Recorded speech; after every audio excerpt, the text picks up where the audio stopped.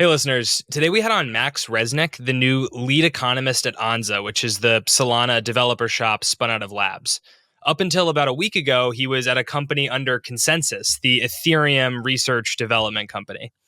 Max was always kind of a loud and controversial figure in Ethereum, and a lot of people in Solana, and allegedly some people in Ethereum, were excited to see him switch ecosystems. It was really exciting to get to be kind of the first podcast he's come on since making the switch. We talk about why he jumped ecosystems, as well as a bunch of questions as far as how Max thinks Solana can and should improve. It's a really good episode. We'll get into it right after this. This episode is brought to you by Chaos Labs, one of the leading on-chain risk management firms. You'll be hearing more from them later in the show. This episode is brought to you by Renaud Partners, the premier go-to-market advisory firm for early-stage crypto teams. Thanks to them for making this episode possible. This episode is brought to you by Ledger, the most secure hardware wallet trusted by 7 million users and securing 20% of the world's digital assets. We'll be hearing more from them later in the show. Hey, Lightspeed listeners, we need your help. Lightspeed is conducting an audience survey to help us get a better picture of who our listeners are and what you want to see from the show. Think of this as our annual review. What do you like about the show? What could we improve on? If you want to contribute, visit the link in our show notes to fill out the survey and help us make a better show for you.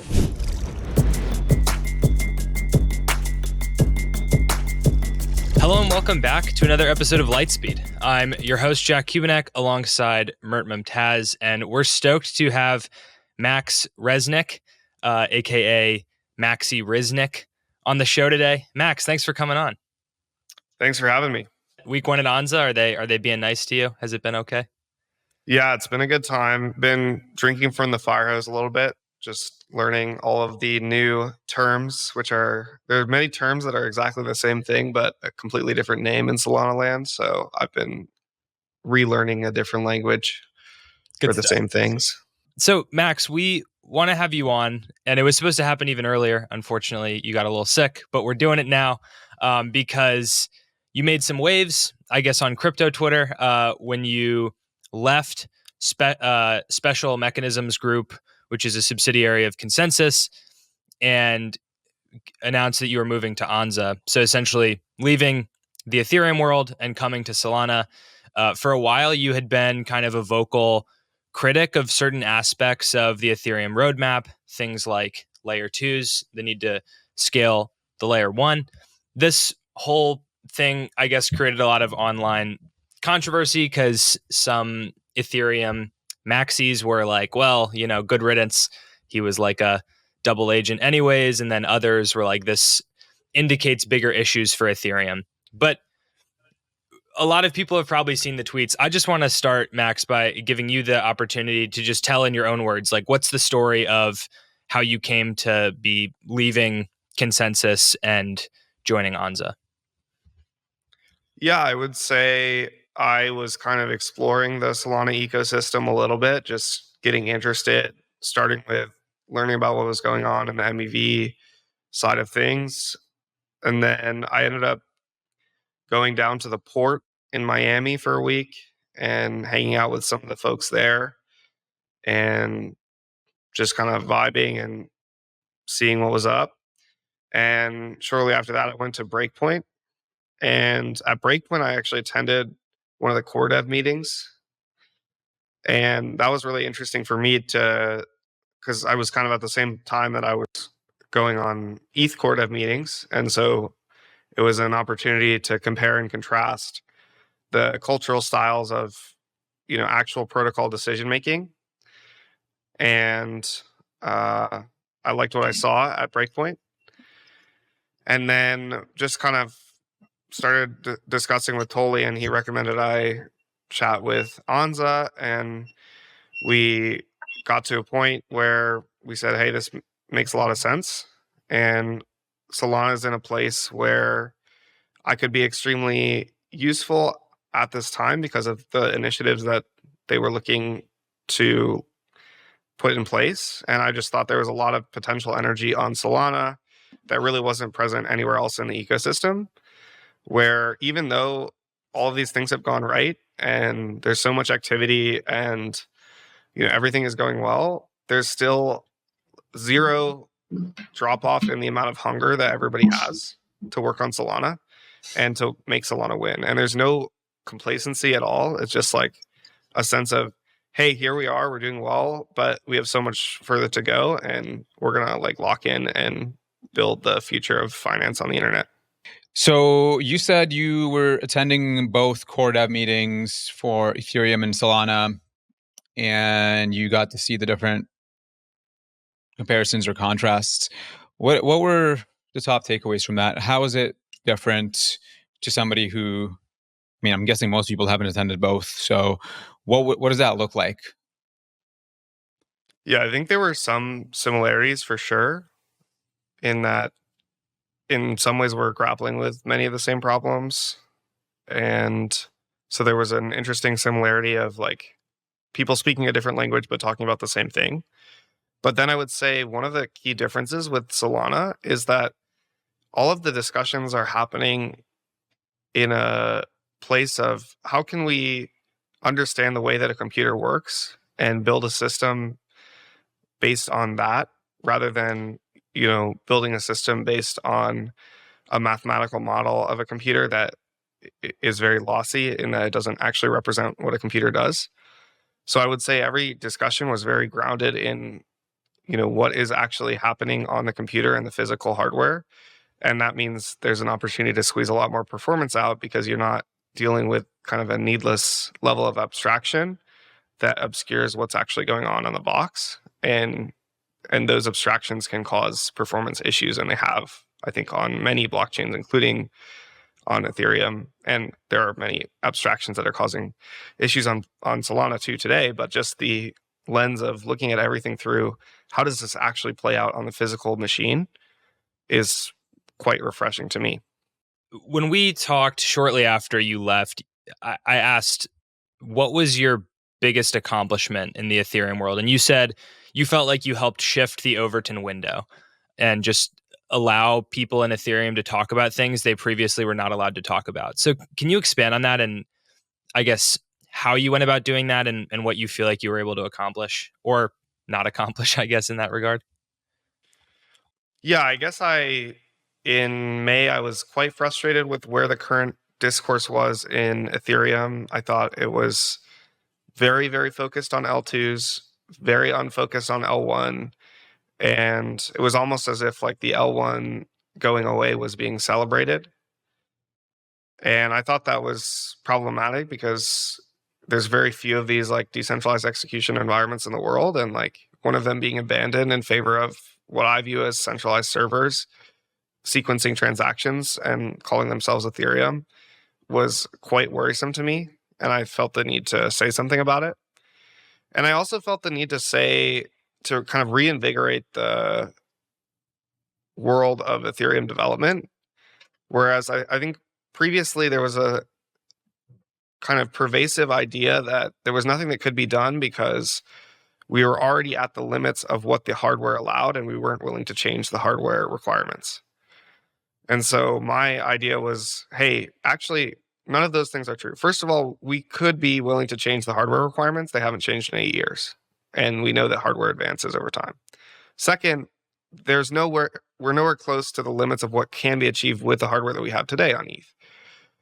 And I thought like both of those things were true and needed to be said. And it was also true that L1 execution was extremely important for the longevity of ETH. And so I just basically started yapping about it on Twitter. And at first there was like a huge immune response to that, which was like, hey, this guy's flooding ETH. He's saying all the things that the Solana people are saying. He's calling L2s parasitic. But eventually we can see in the discourse on Twitter now that it's now a big open discussion that everybody is having, even people at the EF who previously I don't think would have been comfortable saying these types of things because they were so far in the minority. And now it's becoming, you know, if not a majority opinion, at least one that's big enough that you don't get shunned for having it. Well, we've talked quite a bit about Ethereum. Let's talk about some salami. First of all, I'm curious on the structure of what you'll be doing at Anza. What's your title, and what are kind of the first 3 things that you've been asked to look at? So first, I'd like to see how you think about that. And then second, what do you hope to accomplish on Solana on a more philosophical level? What do you think the progress towards the end game looks like? So I guess first, my official title is lead economist. And I don't know if that's like fully comprehensive of everything that I'll be working on. I'm not sure everything I'll be working on is in the realm of economics. I'm just going to be doing what things that I'm needed in and applying myself where I can have the highest leverage, whether or not those things are directly related to economics. But I have a few ideas that are in the short term, very econ related. One of them is dealing with some of the short term MEV concerns that are going on chain right now, at least helping us understand what is going on more thoroughly than we do today.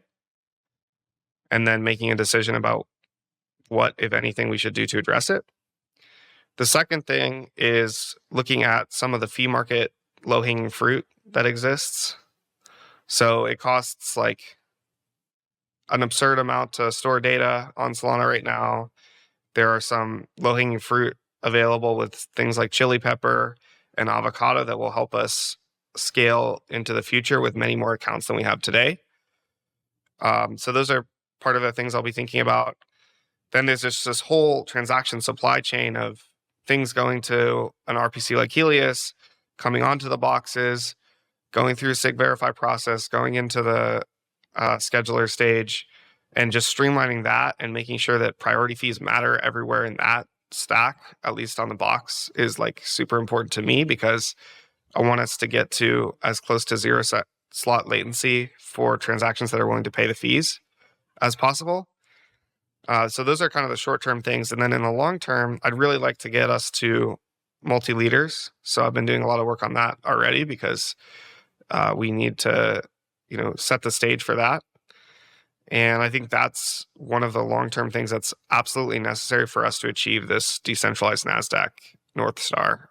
Chaos Labs, the leading on-chain risk management firm, recently launched its new flagship Oracle product, Edge, which delivers integrated, high-precision risk and price data for any on-chain application with a market. Edge emerged from stealth after 2 months securing Jupiter, the top swap platform on Solana, already securing $30 billion in volume and more than 60% of all Solana perps volume. Edge is comprised of 3 components: price, risk, and proofs. It delivers high-precision price data with an integrated risk engine powered by Chaos's advanced outlier and anomaly detection algorithm. It automates delivery of real-time parameter adjustments on-chain based on current market conditions, and it enables the secure on-chain delivery of custom data points, including reserve attestations delivered via ZKPs. Most recently, Wintermute announced its selection of the Edge Proofs Oracle for Outcome Market, its new smart contract-based election prediction market tool. Thank you to Chaos Labs for making this episode possible. Everybody knows there's a massive shortage of top senior marketers in crypto, and teams are constantly struggling to get their go-to-market done right. Renaud Partners is the premier go-to-market advisory firm for early-stage crypto teams. They help top founders tell their stories better and build great non-technical teams. They advise founders on all things marketing, tight brand positioning, community building, social media, and building A+ internal teams. They work with some of the top projects across Solana, Monad, Ton, Base, and others. Renaud Partners has built the most elite network of native crypto marketers globally. They create custom expert teams to support founders with transformative strategy work. Some of the best founders, VC firms, and ecosystem leaders in the business trust Renaud Partners to help their teams expedite their marketing success and catalyze their growth. If you're a founder or a VC looking for support for your teams, I highly recommend connecting with them. You can learn more at renaudpartners.com. Celebrating 10 years of innovation, Ledger remains the most secure hardware wallet for your Solana and logins, trusted by 7 million users and securing 20% of the world's digital assets. In recent years, Ledger has built a robust ecosystem of products and services, making digital ownership more secure and accessible to everyone. Ledger's newest devices, Ledger Stacks and Ledger Flex, feature the world's first secure touchscreens, making it easier and safer to manage your Solana transactions and coins. With Ledger Live, you can seamlessly and securely manage and stake your SOL. Alongside Ledger Stacks and Ledger Flex, Ledger introduced the Ledger Security Key app, a safer alternative to traditional passwords, enhancing your overall digital security. During the holiday season, upgrade to Ledger Flex and get $70 in Bitcoin. Hurry, because this offer is only valid until December 23rd while supplies last. I am interested to hear a bit more about Anza because it is kind of this newer experiment that was, a developer shop spun out of Solana Labs earlier this year.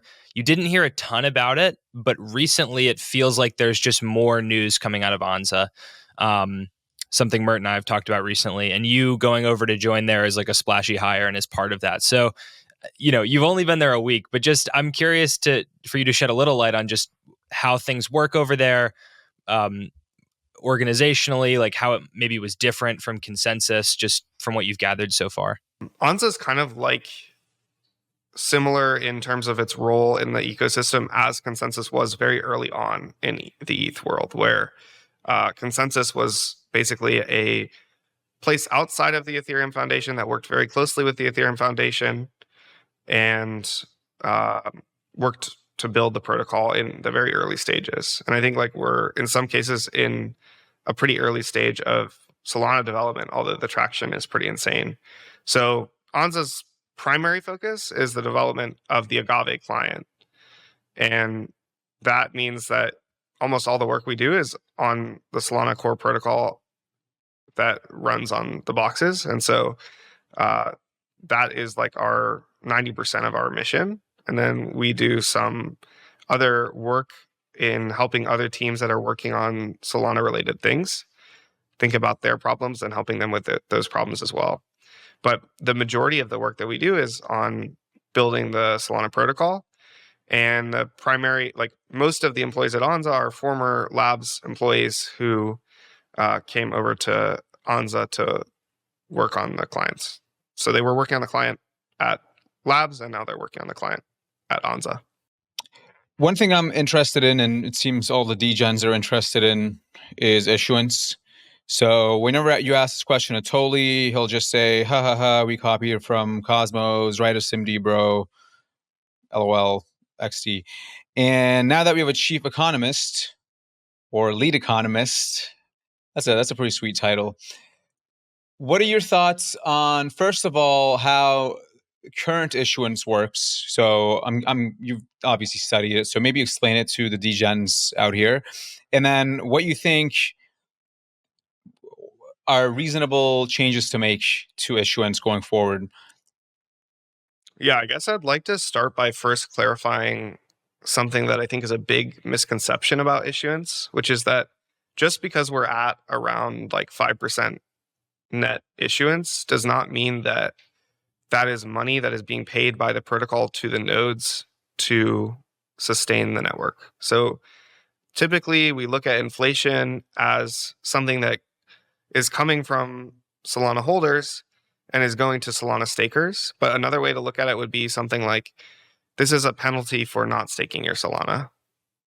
So either of those are reasonable takes, but there's no like 5% net emission on the market cap of Solana going out the door because of issuance. It's an internal transfer within people who are holding Solana to people who are staking and helping build the network. So it is not the same. If you were to look at like a Bitcoin system, Bitcoin is like paying for a huge amount of energy every year through their issuance schedule and jettisoning, millions and millions of dollars, billions of dollars to the people who are running these miners. That is not what's going on in the proof of stake world, although it's often conflated that way and perceived that way. And so the real question about the issuance schedule is something that should be like, does this schedule make sense for the percentage of Solana that we'd like to see staked? Does it make sense for the long term in terms of how does this work with capital gains taxes? And it's less of a like, oh, we're paying too much in terms of issuance. So I think it often gets framed in the wrong way. What would the right framing be, just in your view, or what is the optimal amount of SOL that should be staked on the network? I think it's like very unclear that we should have a very strong preference either way. So in ETH land, they will tell you like we really want less than 40% of ETH staked because we want ETH to be money. And if everybody stakes their ETH, then ETH won't be money because all the ETH will be staked. I don't think we have the same view in the Solana world. Like if all the Solana was staked, it's not clear that's the end of the world. Like then we would have like a high security budget and people would have to unstake to pay Solana fees. And maybe that works super well. The other thing is you typically in like macro class, you will learn that macroeconomists want inflation to be at a certain percent so that people continue circulating the money. So like they'll be like, we want 2% inflation to deal with a few things, one of them being the problem of people sticking their money under the mattress, and the other one being the problem of people having sticky prices. So for example, you're not going to give your employee a 2% wage drop if the market for their work dropped by 2%. But if the price of everything went up by 2% and you don't give them a raise, it's effectively a 2% drop. So the other argument for something like a 2% inflation rate in a traditional macro context is this sticky prices allows some flexibility in areas where there wouldn't otherwise be pricing flexibility. It's unclear like how many of those apply to Solana and what we want the asset Solana to be. But I would say, I tweeted this recently, and I think some other folks have tweeted it before me, so I probably just ripped it from them. But when you have 1 million transactions per second, and each of those transactions pays a fifth of a cent in fees, then every year that's $60 billion in ARR. And so like we don't need to play all of these other games with the asset as long as we achieve the 1 million TPS, useful TPS North Star, because that will take care of itself at that point. That's interesting to hear you kind of apply macro principles, because I don't know if they necessarily apply. I'd be curious if you had like more thoughts on if it's really applicable to blockchains. Also, I just wanted to get your quick take on like, can ETH be money, and should Solana try to be money? It seems very unlikely to me that ETH will be money. It also seems very unlikely that Bitcoin will be money. ETH may be a store of value, and Bitcoin is a store of value. But for it to be money, it would have to be widely accepted around the world in kind for goods, which it isn't today. And it's unclear what the path for ETH to get to that point is. I think if everybody had Solana app on their phone, like had Phantom, and they were making payments and everybody was hooked up to a global Solana payment network, then it would be a very small hop to go from I'm paying in USDC to I'm paying in Sol. That's the road for Solana to be money, which is for it to actually be used as money, not for like people on Twitter to talk about it being used as money. Like that is how you make your asset be used as money. You get everybody to download Phantom, you get them paying in USDC, and you say, hey, you could also pay in Sol, and you won't have to deal with the fact that you're paying 2% a year inflation to the US government on your USDC, or 5% now at the current rates. And instead you can use Solana instead, and then make that hop as small as possible, and it happens. So I would say it's possible Solana could be used as money in that world, but it makes no sense to spend any time and energy yapping about how it's money on Twitter, because we're playing a long game, not a short game. And I think it's more like, I would say the ETH as money is a strategy for ETH backholders to dump on institutions, and for institutions to try and go and then dump on sovereign governments, rather than any like actual product strategy. What I want to talk about actually is MEV on Solana. So you've seen, I forget how many years you worked on Ethereum for, but you've obviously seen the state of MEV on Ethereum with Flashbots and MEV Boost and all these different things. And Solana has somewhat of a close parallel with Jito. And now there is I believe you called him Jared from Subway from Hell, which, look, I think that's a very generous name. I think he's not that competent, and it's because it's not democratized. That's what I'll say. But that being said, it is a problem today. It's unclear how much of a problem it will become because we don't quite understand the rate of growth of the stake. And so there's some discussion around that. But I'm curious about, what do you think should be done at the protocol level to reduce malicious MEV, or at least mitigate its externalities? I think we know exactly what to do in the long term, which is to change the app so that they're less susceptible to sandwiching, and to introduce multiple leaders so that there's competition for who lands your transaction. So if there's competition for who lands your transaction, now if somebody is a sandwiching leader, my option isn't either I don't get my transaction included this block, or I include it with this malicious person. It's I include my transaction with leader A who's not malicious, or I include it with leader B who is malicious.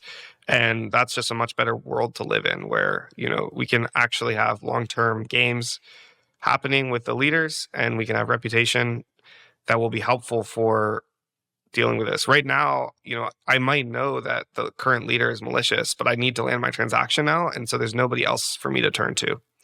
I think that will change the dynamics a lot when that happens, but it's a few years out. So what do we do in the short term? Well, apps need to be better at setting their slippage.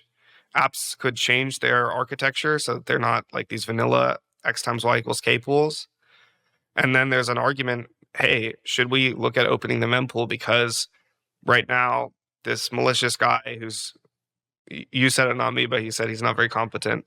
I don't know about that, but I would say he's he's not squeezing out edge relative to other competitors, because he's the only person who has access to the transaction. So on ETH, Jared from Subway had an advantage for a while because he was holding a bunch of inventory in things like Pepe that other people weren't holding inventory in. And so then when a Pepe trade came in, he was able to be the only person with Pepe inventory on his bot and take the trade and have an edge. That's the kind of competition that was happening on ETH sandwiching. And it's clearly not happening on Solana sandwiching, because what really matters is whether you're the only person who sees that transaction, and you can basically take all the tip for yourself that you would have paid in a competitive auction environment. So there's a world in which it makes sense to go back to public mempool, because the centralization of stake happening right now is unacceptable, and we need to evaluate, to your point, the rate of centralization of stake and whether it's threatening enough that it makes sense to open the mempool up. There are certainly different mitigations, such as the sandwich resistant AMM that Eugene and Jerry have built, and DFlow seems to have this new thing called conditional liquidity, which I believe should be out by the time this podcast is out, so I can mention it. There are other economic problems on Solana, so I want to basically just go tackle those one by one. The first one, or I guess the second one after MEV, is the local fee markets on Solana are very dramatically misunderstood from what I've seen, where people have an EVM-centric mental model where they think that's how fees also work on Solana.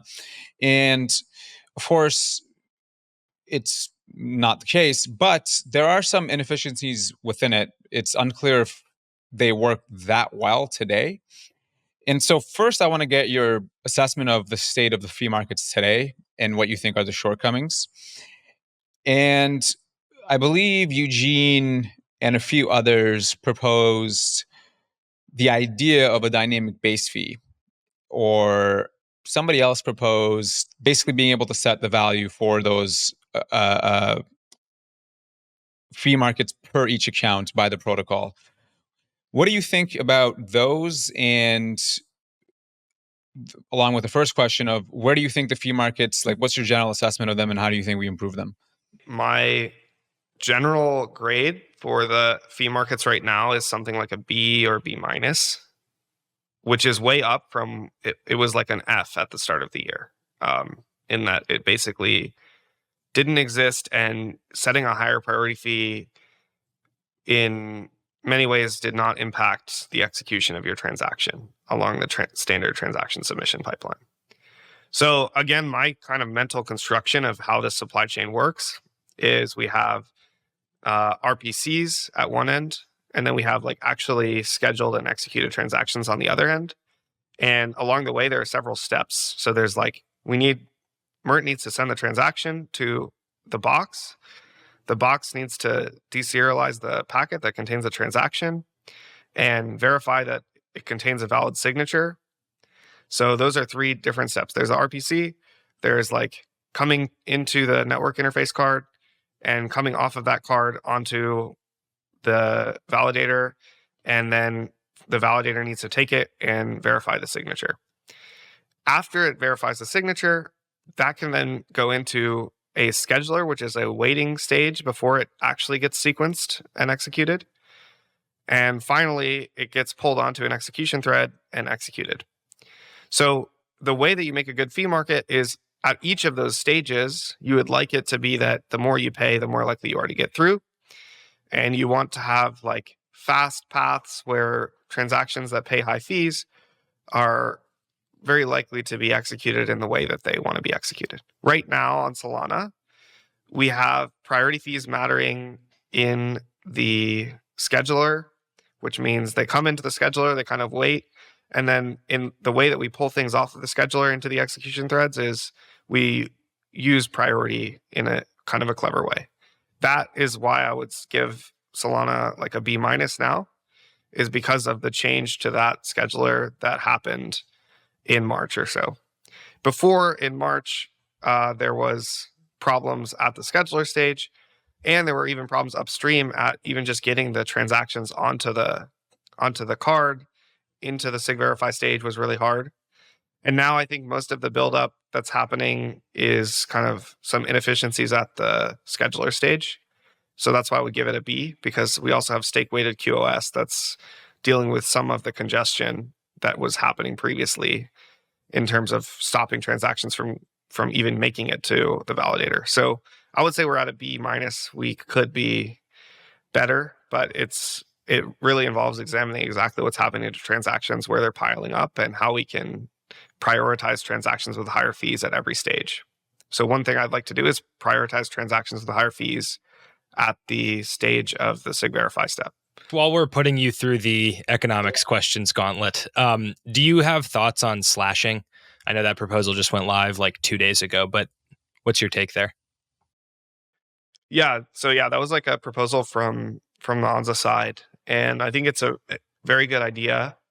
One of the reasons that people often thought you don't need slashing is that if you attack the protocol, you participate in an attack, then the price of the asset might fall. Like say you successfully double spent SOL, then the price of SOL might fall.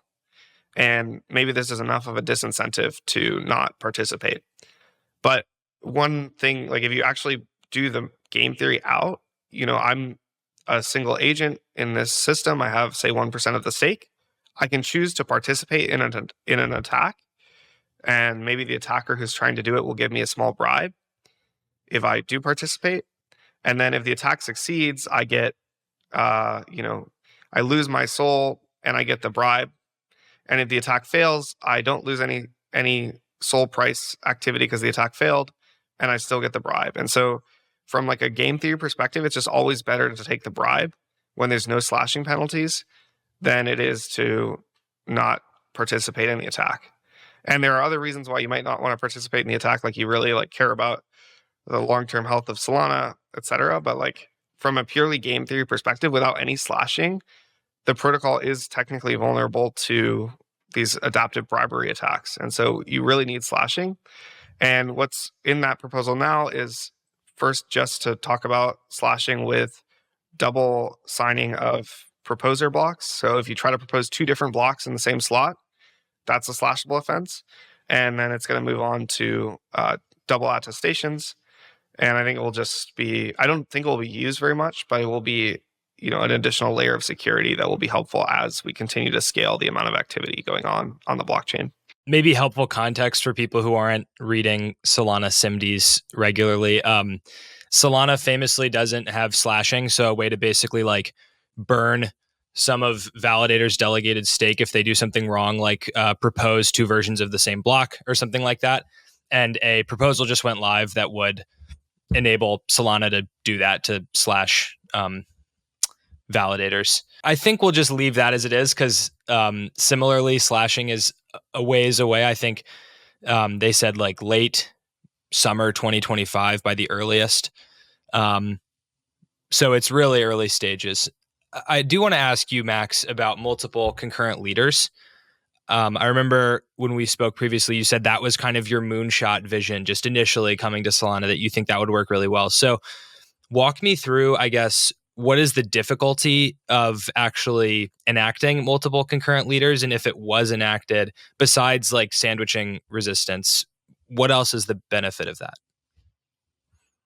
Yeah, so the main benefit, I would say, if we're trying to get to something like a decentralized NASDAQ as our North Star, then we need to think about how can we compete with what is already a quite efficient market structure, which is the central limit order book in a centralized location. And the reason that that's so efficient is because any pricing discrepancies that happen are taken off the book immediately. And so the amount of time that's left for any kind of pricing arbitrage to develop is very low, and in fact is competed down every day by these latency games. So there's still some revenue, considerable revenue, like, you know, something like a Citadel exists because there's a positive spread, and there are takers and makers who are making a lot of money. But given the amount of stuff that's trading, it's only a few basis points of the total volume traded on all of these centralized exchanges. And so in order for us to get somewhere like that, we really need to change the market structure on the blockchain side, because we don't have the luxury of everything in the same location. And that's where multiple concurrent leaders comes in, which is to say, if there are large price discrepancies in a multi-leader world, we can have an auction that allows us to capture those price discrepancies and bring that information that there's a price discrepancy on chain as cheaply as possible. So the way that they do this in like a central limit order book world is, you know, whoever comes first with the information is able to get the reward from the information. But because there's so frequent updates to the information, there isn't enough time for very much information to build up. The exception is when something like a rate cut gets announced, like what happened yesterday, and the rate cut was, I think, smaller than they expected it to be. And then the prices have to react very quickly to that. So that's called a jump. And central limit order books don't handle jumps very well right now. And I think the way that we can make a superior blockchain that has better market structure is to handle jumps better than what a central limit order book can do. And the only way to do that is to hold an auction. And the only way to hold an auction is to have multiple leaders. And so that's why I think it's like actually necessary. It's not sufficient, but it is necessary for us to beat NASDAQ at their own game. You also mentioned chili pepper and avocado, which I believe are awful names, but whatever. What are those things? I'm like not familiar. Yeah, so I'll get Max to explain those. And Max, the context behind this is obviously storage pricing on Solana is, I don't want to say broken, but let's say inefficient and not very well thought out, which is why Light Protocol has ZK compression. What do you think? First of all, can you explain how that works today to the manlets that are not familiar? And then two, what do you think is the optimal way forward? Yeah, I think you have a price basically to create an account. And we used to have this thing called state rent, where you had to pay a certain amount every epoch to hold that state rent. And then this was like a performance issue, because we had to basically take the state rent out of your account every epoch. And so we were loading all of these accounts into memory for no reason other than to calculate their state rent. So now most accounts are rent exempt, and you're not able to create like these rent accounts are not something that are widely used anymore. But the problem still remains, which is we have like all of these accounts in a hard drive or SSD, and we need to pull them off the disk into memory so that we can do some operations on them quickly. And as Solana continues to grow and as accounts continue to grow, the risk is that we have so many accounts that are in disk that pulling those onto memory becomes too slow. We have not enough bandwidth to pull all of the account data in memory in disk onto memory within the span of a single slot, which is quite short. And so we need some way to price that bandwidth between the disk and the RAM. And that's like where Chili Peppers comes in. It's a way of calculating how much bandwidth each transaction needs from disk to memory.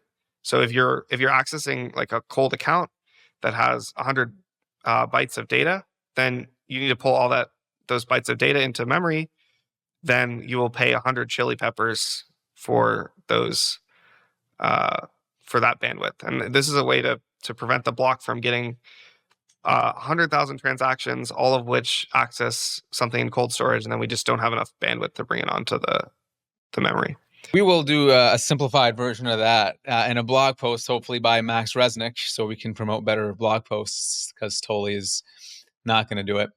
And I do have a hard cut, so I want to ask, on my end at least, one question I'm interested in getting your take on, which is, obviously you're used to Ethereum where there's 4 clients and the diversity is pretty evenly distributed, or now it is at least, amongst those clients. And then Solana has a different approach where there's Firedancer coming out. So first, what do you think about Firedancer, and what some predictions you might have for what it will do to the network? And then 2, Totally seems to think that something such as the following will happen, where people run both clients and then fall back to them. Now, there's obviously a bunch of different problems with that. It could work, but it's unclear. What do you think the best way of running in a 2-client environment is? I would say the benefit of having multiple clients is that a bug in any one client will not be a bug in all of the clients. So that's the kind of basic idea that was the reason that Ethereum pursued this huge multi-client strategy. I would say like 2 clients is kind of the sweet spot where we don't have the issues that we would have with one client where there's complacency. So I think internally in the Anza team, the performance metrics that have been coming out of Firedancer have kind of lit a fire under our ass in terms of we want to build a client that is competitive with Firedancer as well.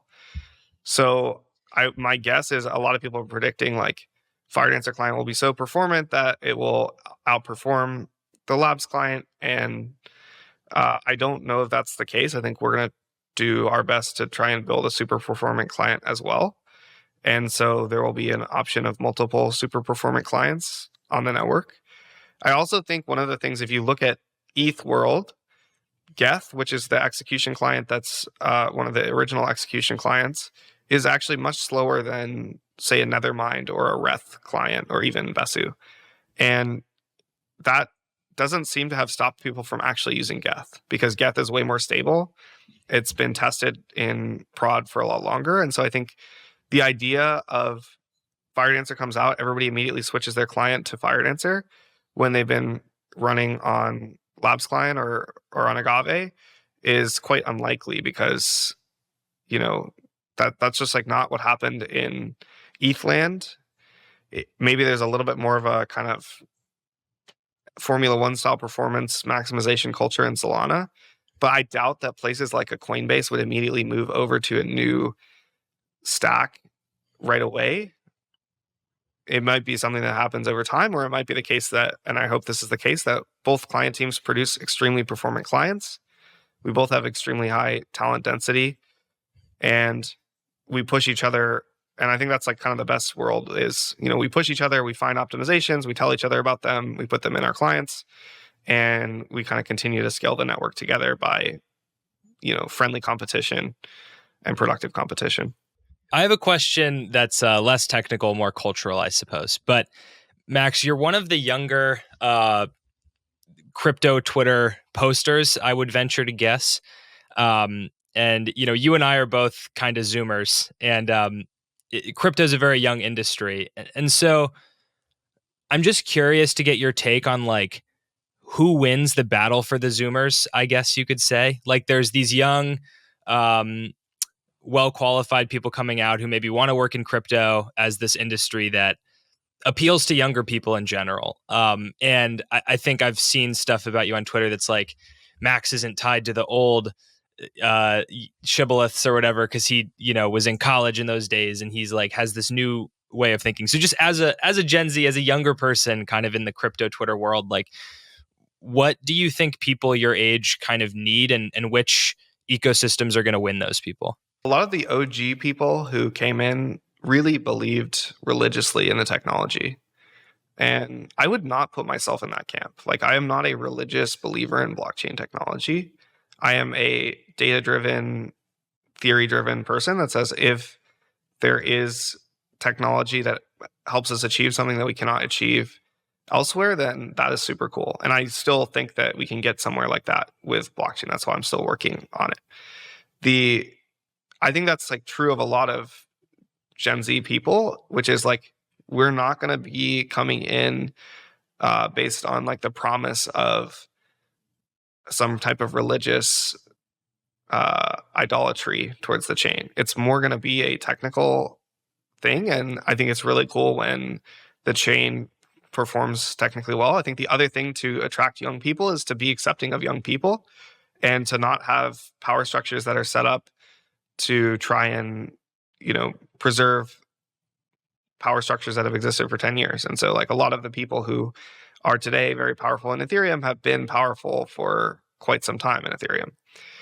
And if that changes, then like if people are willing to hear new ideas, and I think they are in Solana, then people want to come there who have good new ideas because they'll be appreciated and accepted and maybe even used in the protocol. And I think that's one thing that Solana is doing very well, which is just like accepting of very new ideas. Totally was talking to some 17-year-old on Twitter a ton this week, M-Team. So I think Totally has done a great job of bringing in young people. And also like the memes are great for young people, I would say.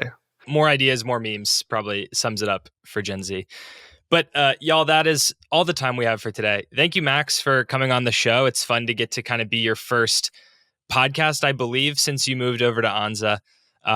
Best of luck with the job switch. And we'll hope to have you on again in the future to talk more economic stuff. Yeah, thanks for having me on. IBRL. All right, take care, everyone.